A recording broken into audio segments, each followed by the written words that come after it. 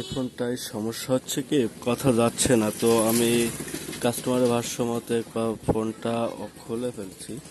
আর খুলে ফেলার পর আমি ভাবছিলাম যে ফোনটা হয়তো বা মাউথ স্পিকারের সমস্যাতে মাউথ চেঞ্জ করলে হয়তো বা হয়ে যাবে, কিন্তু আমি ফোনটা খোলার পরে দেখতে পাই যে এখানে আপনারা দেখেন এখান থেকে এই যে প্লাস লাইনটা আউট হয়ে গেছে, দেখতে পাচ্ছেন এখানে কালো হয়ে গেছে, প্লাস লাইনটা নেই।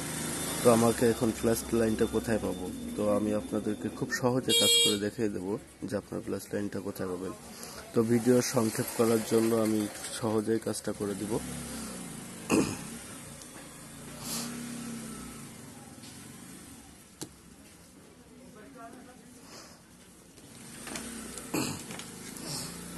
আমাকে প্রথমে প্লাস লাইনটা খুঁজতে হবে। তো আমি মিটারের টেস্টিংয়ের মাধ্যমে প্লাস লাইনটা খুঁজবো।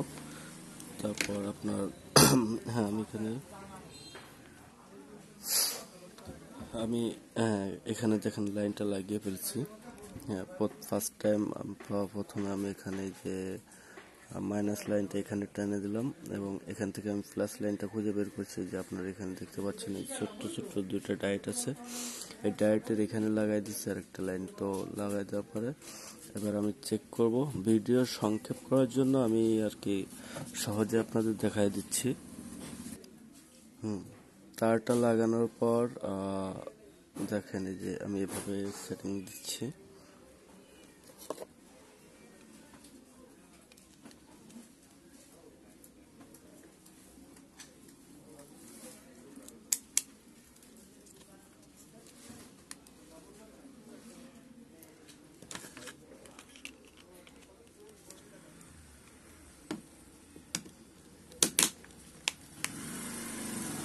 ফোনটা সেটিং করে ফেললাম।